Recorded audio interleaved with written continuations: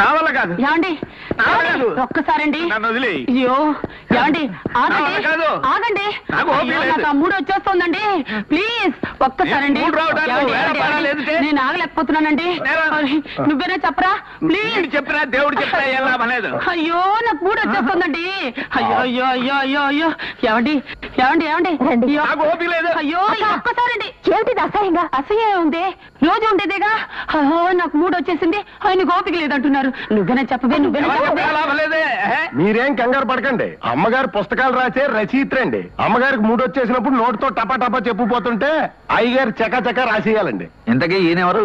మన మేడ మీద గదిలో అద్దెకి దిగుతున్నారు. అడ్వాన్స్ కూడా ఇచ్చారు. చూసే ఒప్పుకున్నారా? దానికే ఉందండి, ఓపెన్ ఎయిర్ థియేటర్ లాగా వండర్ఫుల్ గా ఉంటాను. నీవుడే మా అక్క నాగమణి. అదేం పరిచయం చేయడం? ఆంధ్రుల అభిమాన వాణి, నవతరం నవల రాణి. ఇంకా ఏ నవల అవలేదు వాణి. ఇక నా పరిచయం. నా పేరు subedar Subbailingam the great, military returned.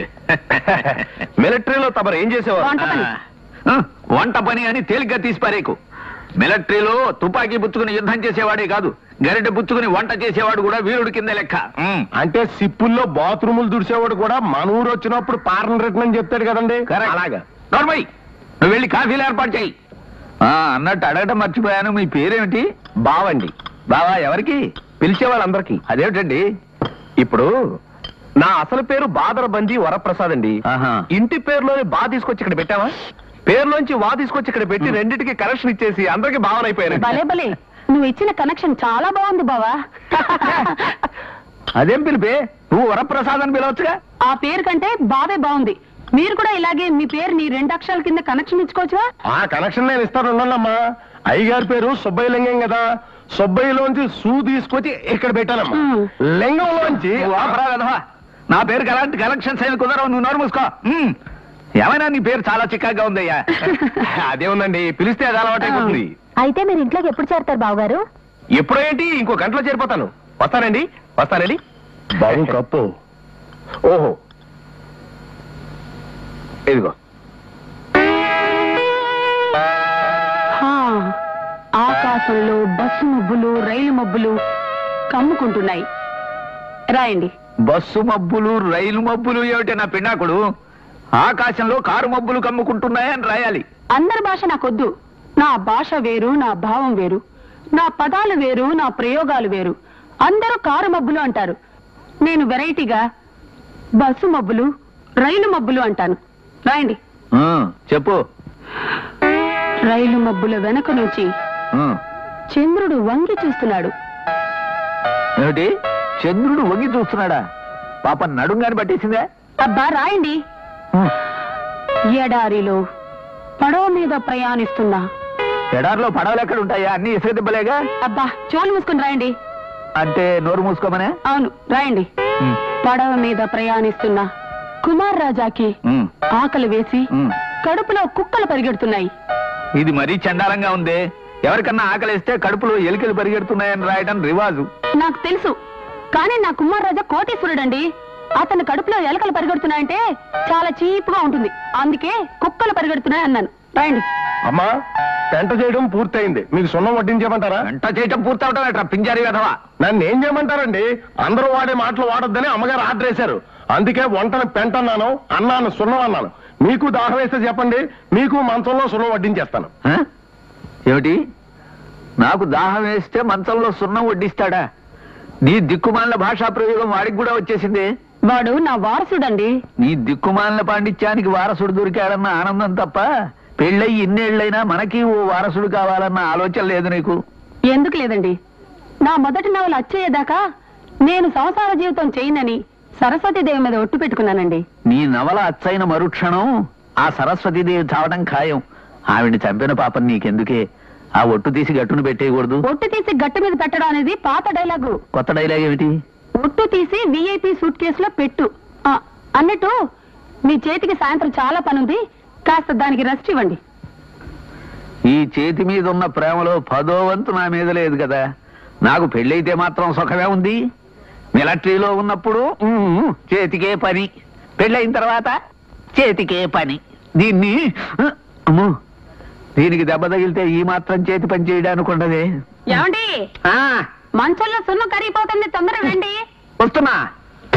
ఆ రోజు ఎస్పీ అమరేశ్వరరావు గారికి మనసంతా కంగోళిగా ఉంది. డ్యూటీ నుంచి రాగానే బట్టలు ఇప్పేసి సోఫాలో కూర్చున్నాడు. బట్టలు ఇప్పేసి సోఫాలో కూర్చున్నాడా? ఆయనకి ఏమన్నా మెంటలా? మంచి పాయింట్. నా నిజాయితీకి ఈ దేశం ఏమిచ్చింది అంటూ అతను మనసు కన్నీరు కార్చింది. దానికి సమాధానం చెప్పుకోలేక బనీన్తో గుండె తుడుచుకున్నాడు. అక్క, ఈ టీవీ చూసావా? ఆహాహా, ఇల్లును చూసి ఇల్లాలని చూడాలన్నది పాత డైలాగ్. దూరదర్శన్ చూసి ధర్మపత్ని చూడాలనేది నా డైలాగ్. ఎలా ఉంది? ఏడ్చినట్టుంది. ఇంట్లో భోషాణం లాంటి కలర్ టీవీ ఉంటే మళ్ళీ ఈ తద్దినాన్ని ఎందుకు తీసుకొచ్చావు? ఇదేం పెద్ద కాస్ట్లీ కాదులేండి, నేను ఖరీదు 3000. 3000 అంటే ఉత్తినే మలిచి నీ మూతి మీద మేసం అనుకున్నావరా? డబ్బులు కాదు, దొడ్లో చెట్లకు కాస్తున్నాయా? ఏమైనా నీకు దుబరా ఎక్కువైంది? ఆ మాట అనొద్దన్నాను. పెద్దవాళ్ళందరికీ దన్నాలు, చిన్నపిల్లలకి దీవెనలు. మంచి టైంకి వచ్చారు. ఈ టీవీ ఎలా ఉందో ఫ్రాంక్ గా చెప్పండి. దానికే ఉందండి, అద్భుతం. కొన్న వాళ్ళ టేస్ట్ అద్భుతం. టేస్ట్ సరే, దానికి కాస్ట్ కూడా గోబదిరిపోతోంది. కూర్చో, ఏమిటి విశేషాలు? పెద్దగా విశేషాలు ఏమీ లేవు గాని అన్నయ్య గారు, మీరు మిలిటరీలో పనిచేశారని తెలిసినప్పటి నుంచి మిమ్మల్ని ఒక్క క్వశ్చన్ అడగాలని చెప్పి నా మనసు ఊబిళ్ళోరిపోతుందండి. అడుగు. మనిషికి ఎన్ని కాళ్ళు ఉంటాయి? మిలిటరీ వాడికైనా మామూలు వాడికైనా మనిషి అన్న వాడికి 2 కాళ్ళు ఉంటాయి. అంతకంటే ఎక్కువ ఉంటాయని నేను నిరూపిస్తే? ఎలా నిరూపిస్తారండి? ఆయన పందెం కట్టమనండి, నిరూపిస్తాను. సరే, నాది 10 రూపాయలు పందెం. నా పందెం 10 రూపాయలు. నా పందెం 10 నా రూపాయలు. పందెం 10 రూపాయలు. అమ్మో, 40 రూపాయలే. కాదు, పందెం కాసి పారిపోదాం అనుకుంటున్నావా? పందెమే. దా సర్లేండి, మనమంతా సంసారపక్షమైన మనుషులు కదండి వదిన గారు. డబ్బుతో ఎందుకు గాని సంసారపక్షమైన పందెం కాసుకో. అయితే చెప్పు. మీరు ఓడిపోతే వారం రోజుల పాటు డే అండ్ నైట్ మీరు వండుకున్న సాంబారు, పప్పు, కూరలు, చట్నీ అన్ని ఫ్రీగా నాకు పంపాలి. నేను ఓడిపోయినా డిటో. మా బావ ఒప్పుకున్నట్టే గాని ముందు మీరు ఆ కాళ్ళ విషయం నిరూపించండి. ఇలా రావయ్యా. ఇవెన్ని కాళ్ళు? 2. అలాగే కూర్చో. వీటిని ఏమంటారు? మోకాళ్ళు. అవన్నీ 2. అలా కింద కూర్చో. వీటిని ఏమంటారు? అరికాళ్ళు. అవన్నీ 2. మొత్తం కలిపితే 6. కాబట్టి మనిషికి 2 కాళ్ళు, 2 మోకాళ్ళు, 2 అరికాళ్ళు, మొత్తం కలిపితే 6 కాళ్ళు. వండర్ఫుల్. మొత్తానికి మీ తెలివితేటలు సింపుల్, సూపర్. Thank you. ఇంకో పందెం వేసుకున్నా? వద్దొద్దు, ఇప్పటికి వాయించింది చాలు. అయితే మరి నేను వెళ్ళొస్తాను. ఇదిగో పులయా అయ్యా, ఇవాళ నుంచి కూరలు, సాంబారు అన్నిటితో పాటు చట్నీలు కూడా చక్కగా రుచిగా ఉండేట్టు చూసే బాధ్యత నీది. అలాగే బాబు. వదిన గారు తప్పుకోండి. సెలవు. సాంబార్కి కూరలకి మన దగ్గర టెండర్ పెట్టేసినట్టే అన్నానికి కూడా ఎక్కడో టెండర్ పెట్టేసి ఉంటాడు. అందులో అనుమానం లేదు. అయ్యో, ఇక నేను తట్టుకోలేనురా, నా వల్ల కాదు. పోనీ నెమ్మదిగా అవుతానులేండి. నీ బొంద నా చేయి గురించి కాదు, మీ అమ్మగారు నవల రాయడం గురించి. నా ఆరోగ్యం క్షీణించింది, దృష్టి కూడా మందగిస్తోందిరా. రేపు పుల్లయ్యా, నువ్వు నా కంటికి ఒంగోలు గిత్తలా కనిపిస్తున్నావు. చిత్తం, నా పరిస్థితి కూడా అలాగే ఉందండి. తమరు కూడా నా కంటికి అమలాపురం ఆవులాగా కనిపిస్తున్నా. ఏమండోయ్, ఏమండి, ఏమండి, ఏమిటి పడ్డావా? ఎందుకంటే ఆనందం, అమ్మగారు పడ్డా మీకు సుఖం లేదు కదా. ఏమండి, తొందరగా రండి, నాకు మూడొచ్చేసింది. మీ అమ్మగారికి మూడొచ్చిందిట, పద పెడదాం. అమ్మగారికి 3 వస్తే నేనెందుకండి బాబు, మీరు వెళ్ళండి. వచ్చారా? రాక తాస్తానా? నీకు ఇలా బాత్రూముల్లో కూడా మూడొస్తుంటే ఇక నా బతుకు కుక్క బతికే. చెప్పు. బయట ఉండే రాయండి. సంబరం ఒకటే తక్కువ. చెప్పు.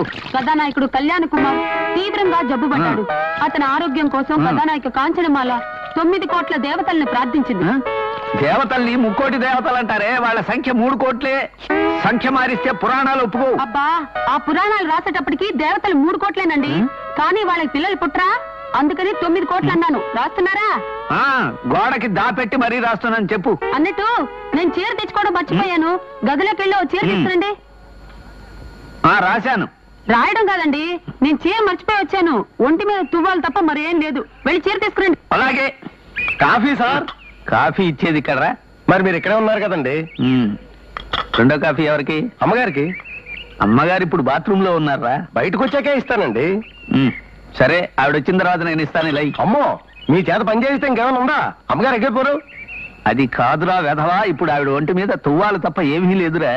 ఒంటి మీద తువ్వాలంటే నోటితో కాఫీ తాగడానికి ఏమండి? దిక్కుమాలిన లాజికల్ చెప్పావంటే చెప్పొచ్చు కొడతాను రాసుకెళ్ళి వెళ్ళా అందుకు సభ ఏమండి చీర తీసుకొచ్చారా?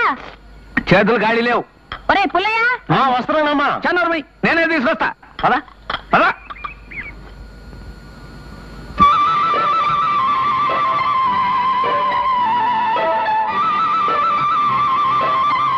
ఏంటి బావా ఏం చేస్తున్నావు?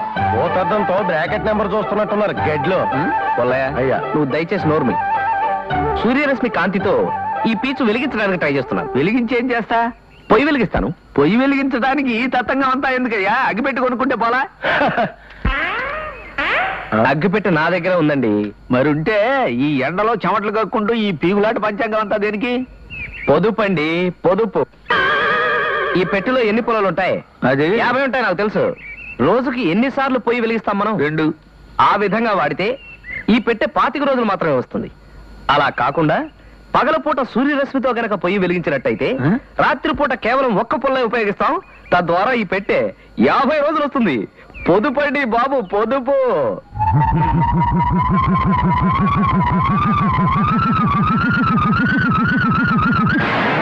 అయిపోయి పాప ఎలా పడిపోయాడేంటండి? బహుశా నీ అగ్గి పుల్లల పొదుపు కథ విని కళ్ళు తిరిగి పడిపోయి ఉంటాడు. నీతో 2 ఆటలు ఆడుకుందామని వస్తే వీడు స్టార్టింగ్ లోనే మిడిల్ డ్రాప్ అయిపోయాడు. అయ్యో, ఈ పీచ్ వేస్ట్ అయిపోతుంది, వెళ్ళిపోతున్నాను. రేయ్ లేపోదాం. నేను లేవలేను. పోనీ భావన పిలవనా? ఎందుకు?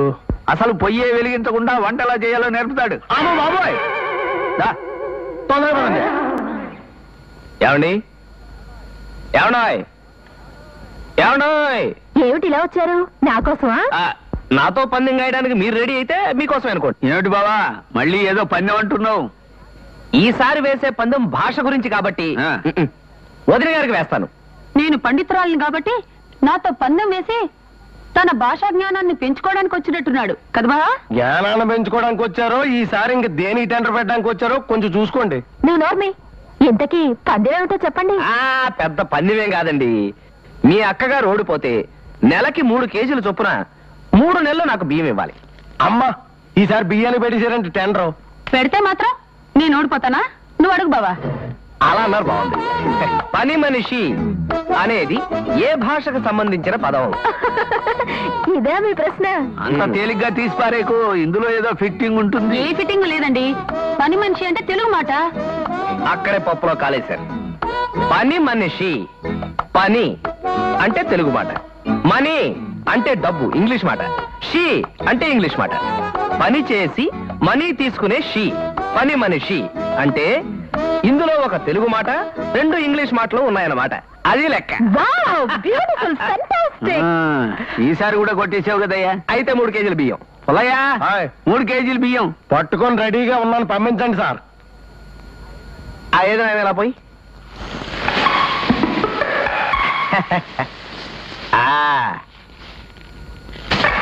బేడీలు కొనుక్కో.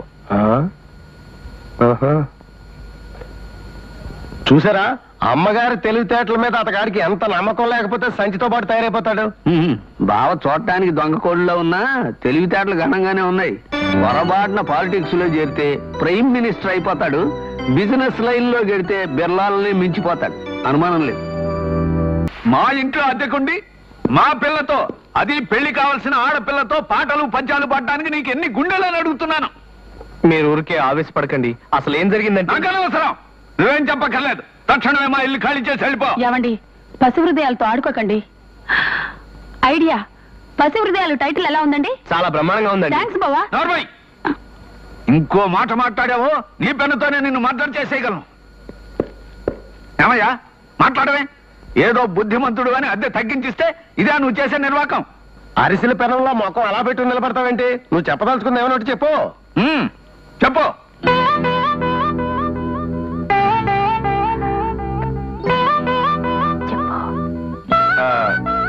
నేను జయ ప్రేమించుకున్నామండి. నిజంగా మా చెల్లెల్ని కడుపారా ప్రేమిస్తున్నావా? అబ్బిబే, అది కాదండి. అందరూ మనసారా ప్రేమించడం అని అంటారు కదా, అదే మా మేడం గారు మీరు కడుపారా ప్రేమిస్తున్నారా అని అడుగుతున్నారు. అలా గనకైతే కడుపారా, మనసారా, వీపారా కూడా ప్రేమిస్తున్నానండి. ఇప్పుడు మీరు కాదంటే చెప్పండి, ఈ క్షణం నుంచే మానేస్తా. ఎంతవరకు వచ్చిన తర్వాత మానేయడానికి ఇది ఏమన్నా మున్సిపాలిటీ ఉద్యోగం అనుకున్నావా? అవును బావా, ఆడపిల్ల అగ్గిపుల్ల ఒకలాంటి వాళ్లే. అగ్గిపుల్ల ఒకసారి వెలుగుతుంది, ఆడపిల్ల ఒకసారి ప్రేమిస్తుంది. మా చెల్లెల్ని ప్రేమించడం వరకేనా పెడాకులు కూడా చేసుకుంటావా? పెడాకులంటే మీ ఉద్దేశంలో పెళ్ళనేగా? అవునయ్యా, మీ ఇద్దరికి పెళ్లి చేయటం మాకు కూడా ఆనందమే. నేను కూడా రెడీ సార్. మరి మీ పెద్దవాళ్ళ మాట? పెద్దవాళ్ళంటే నాకు మా అమ్మ తప్ప ఎవరూ లేరండి. మా అమ్మకు కూడా నేను ఈ విషయం చెప్పారంటే. మీ అమ్మాయిని మా అబ్బాయికి చేసుకుంటానని మాట ఇచ్చాను. మాట అంటే మాటే. ఈ మాట ఏడాది క్రితమే ఇచ్చారు, ఇంతవరకు తాంబూలాలు తీసుకోలేదు. మా అమ్మాయి ఒకవేళ నచ్చలేదేమో. మీకు అటువంటి అనుమానాలు ఏం అక్కర్లేదు. మా అబ్బాయి ఇంతవరకు ఏ విషయంలోనూ నా మాట కొట్టేయలేదు. ఈ విషయంలోనూ అంతే. వాడికి ఉత్తరం రాశాను, రాగానే ముహూర్తాలు పెట్టుకుందాం. అరుగో అబ్బాయి మాటల్లోనే వచ్చారు. 100 ఏళ్ళ ఆయుష్. వచ్చావా బాబు? నీకోసం ఎదురు చూస్తున్నాను. ఉత్తరంలో రాశానే వెంకటాద్రి గారని, ఈయనే.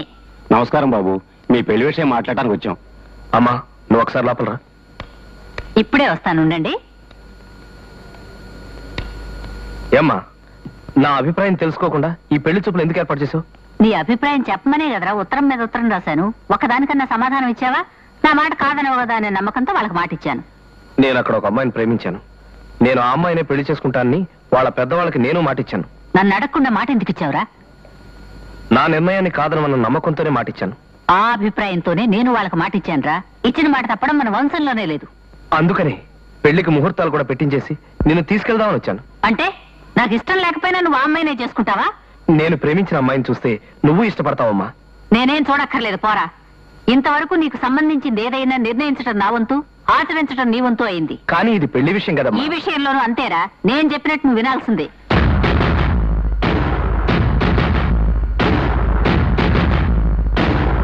వీల్లేదమ్మా. నువ్వు ఇచ్చిన మాట నిలబెట్టడం కోసం నేను ప్రేమించిన అమ్మాయికి ద్రోహం చేయలేను. నా సుఖ సంతోషాలు నువ్వు కోరేదానివి అయితే మా పెళ్లికొచ్చి మమ్మల్ని ఆశీర్వదించాల్సిందే.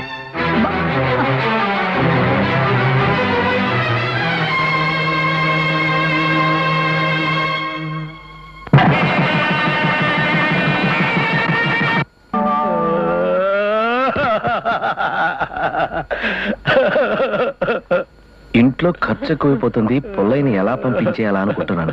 వాడే ప్రయాణం కట్టేసి మన బరువు తీసేశాడు. బాధపడకు పొల్లయ్య, వెళ్ళడం గురించి అంత బాధపడడం ఎందుకు?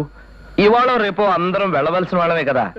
చూడు, ఈ పావలా ఉంచుకుని గూడూరు స్టేషన్ లో గుడ్డాడు ఉంటాడు, వాడి దగ్గర ఉప్పు శనగలు కొనుక్కు తిను. నేను బాధపడుతున్నది నా గురించి కాదండి, నాగమణి అమ్మగారు అయ్యగారు కంచికి వెళ్తున్నారు కదా, అందు గురించి. నువ్వు వెళ్ళలేదా? కంచిక ఇప్పుడెందుకో? ఇప్పుడెందుకు కాబట్టి వెళ్ళే, పుణ్యమైన వస్తుంది. తీర్థయాత్రకు వెళ్తున్నాడు నెలపాటు, వెళ్ళే. కంచికెళ్ళేది తీర్థయాత్రల కోసం కాదు, అక్కడ కథలు దొరుకుతాయి కదా. కథలా?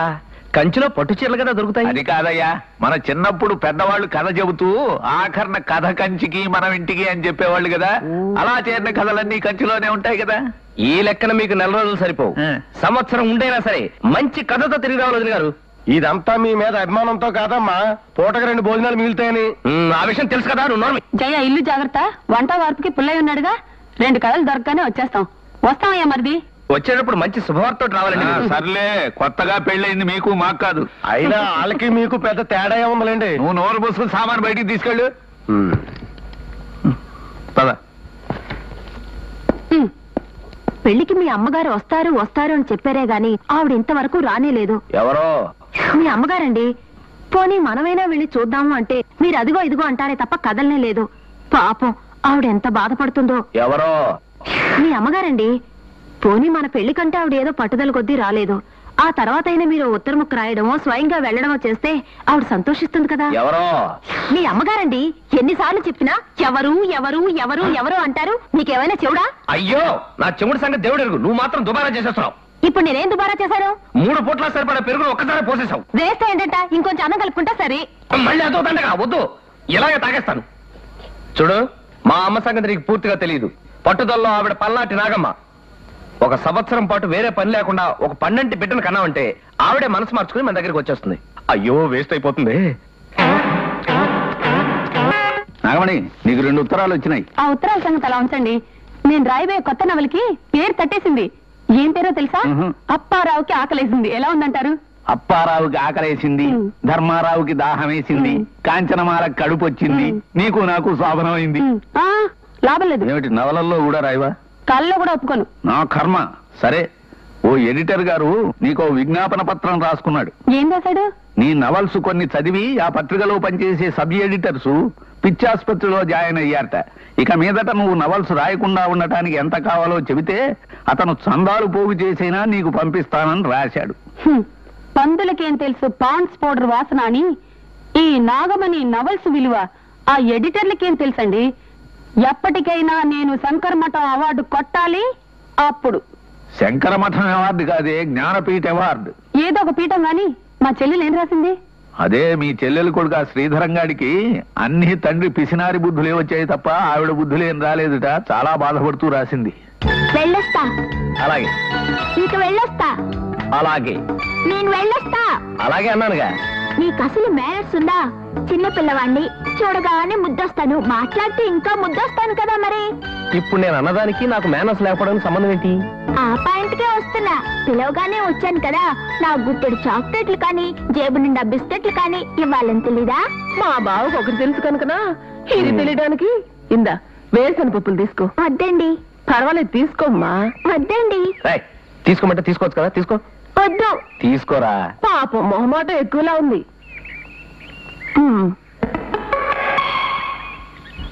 బావా ఎండలో పెట్టొస్తాను. ఎరా ఆవిడ అంత బతిమాలా తీసుకుని వాడివి, ఆవిడ ఇస్తే మాత్రం ఎలా తీసుకున్నావురా? నా చేయి చిన్నది కదా, నేను తీసుకుంటే తక్కువ వస్తాయి. ఆవిడ చేయి పెద్దది కదా, ఆవిడిస్తే ఎక్కువ వస్తాయి. అందుకని వస్తా. అమ్మ నా స్టాంపు. వీడితో కొంచెం జాగ్రత్తగా ఉండాలి.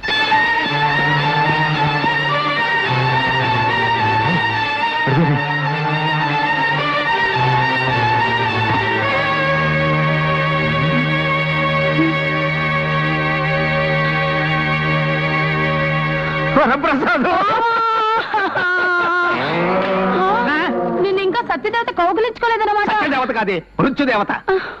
లోభి ఖర్చు ఎక్కువ అని ఉత్తినే అనలేదయ్యా. వెధవ మెట్లు కడగటానికి పని మనిషికి రూపాయి ఇస్తే పోయేది. ఏమన్నా తేడా వస్తే పని మనిషి పోయేది. కక్కుర్తి పడ్డావు. ఇప్పుడు ఏమైంది? అది డిస్కస్ చేయడానికేనా ఆ ఊరు నుంచి ఈ ఊరు దాకా వచ్చారు? అంత కోపం ఎందుకయ్యా? పోయే ముందు ఆ మాత్రం కోపం ఉంటుందిలే సార్.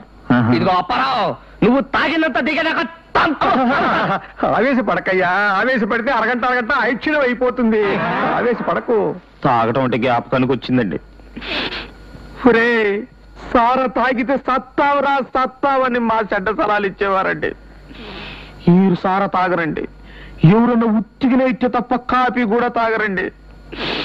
మరి ఇప్పుడు అర్ధాంతరంగా సత్తరది ఎవరండి? ఈరా నేనా? ఒరే అప్పారావు, నేను ఆవేశపడకయ్యా, ఆవేశపడకు. ఒరే అప్పారావు, రేపు పోయేవాడితో నీకెందుకురా గొడవ? చూడాయన, రేపు నువ్వు కీర్తి స్టేషన్ అయ్యాక కమిషనర్ గారు వచ్చి నీకు శ్రద్ధాంజలి కట్టిస్తారట. చెప్పమన్నారు. నేను వెళ్తున్నా. మళ్ళా కనపడతారో లేదో వెళ్ళొస్తాను సార్. సరే, తర్వాత అవసరాలకి డబ్బు ఏర్పాట్లు ఏమన్నా జరుగుతున్నాయా? జరుగుతున్నాయి. జరుగుతున్నాయి అని అంత తాపిగా చెబుతావేమయ్యా? ఇక నువ్వు చావటానికి బతకటానికి మధ్య 14 గంటలు మాత్రమే ఉంది. అమ్మో, ఇంకొక అరగంట వేస్ట్ అవుతుంది. బజార్కి వెళ్ళి యాపిల్ పళ్ళు ద్రాక్ష పళ్ళు తీసుకురారా. అలాగే. ఏమిటి, మీకు పళ్ళు కావాలా? అవును. పక్కనే సాగండి.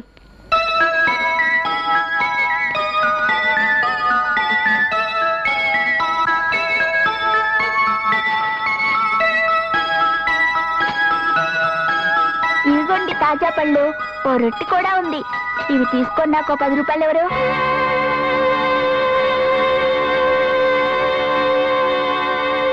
ఎరా, నీకు అసలు బుద్ధుందా? నేను తింటానికి తీసుకొచ్చిన పళ్ళు డబ్బులు కమ్మేస్తావా? ఏ, ఈ పళ్ళు తింటే మాత్రం నువ్వు బతికిపోతావా? రేపు ఎలాగపోయేవాడువేగా. నిన్ను చెప్తాను.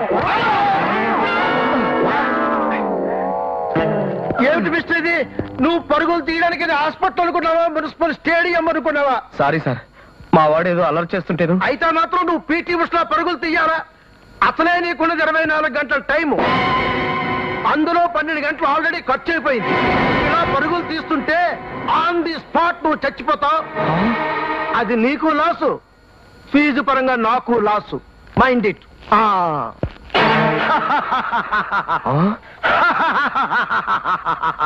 ఒరేయ్, నీ కక్కుర్తి బుద్ధి చూసి చూసి నా మైండ్ పాడైపోయింది. ఇప్పుడు నీ కక్కుర్తి బుద్ధితో డాక్టర్ బుర్ర పాడు చేసి పిచ్చెక్కించకు. ఎలాగూ పోతున్నావు, పోయేవాడు కాటికి పో. ఏయ్, అమ్మ నిన్ను- బాబోయ్. ఆగరా.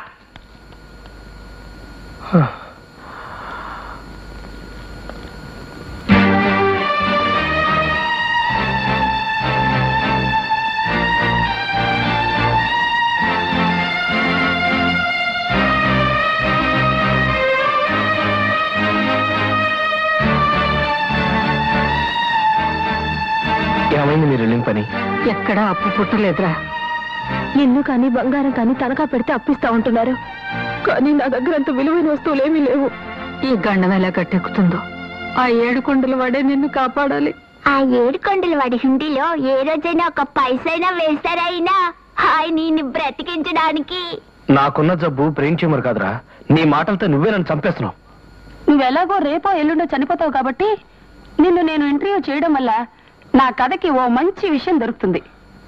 అడగండి అమ్మా. ఇంకా ఎన్ని రోజులు బతుకుతావని చెప్పారు? బహుశా 1 రోజు 2 రోజులు అన్నారమ్మా. నువ్వు చనిపోతావని తెలియగానే భయం వేసిందా? భయపడక సరదా పడి సంకలు గుద్దుకోమంటారా అమ్మా? ఇక మీరు పోతే ఆయన పోతే ఇంకేముంది నీ శార్థం? నీ దిక్కుమాలిన ఇంటర్వ్యూ, నీ మాటలు విని ఆ మంచం మీద మనిషి ఎలా గజగజ వణుకుతున్నాడో తెలుసా? ఆయనకెందుకు భయం? ఆయన రేపు ఎలాగో పోయేవాడే కదా. పోతే మొత్తం జీవితంలో చేసిన తప్పులన్నీ గుర్తొచ్చి భయపడి చస్తున్నాడు. పిసినారి బంకలాగా బతికి సంపాదించిన ₹1,00,000 తన దహన సంస్కారాలకు కూడా రావని తెలిసి మానసికంగా కుళ్ళి చస్తున్నాడు. Stop it! నువ్వు నా మీద జాలి పడుతున్నావు, లేకుంటే గురపల్ లాంటి మాటలతో నన్ను కొల్లబడుస్తావు. నాకు అర్థం కావట్లేదు. అది కాదు తమ్ముడు. మీరంతా నా చావు గురించి భయపెట్టి నన్ను చంపాలని చూస్తున్నారే కానీ ఒక్కళ్ళు కూడా నన్ను బ్రతికించడానికి ప్రయత్నించడం లేదు. ఇంకో 1 అరగంట తగ్గింది.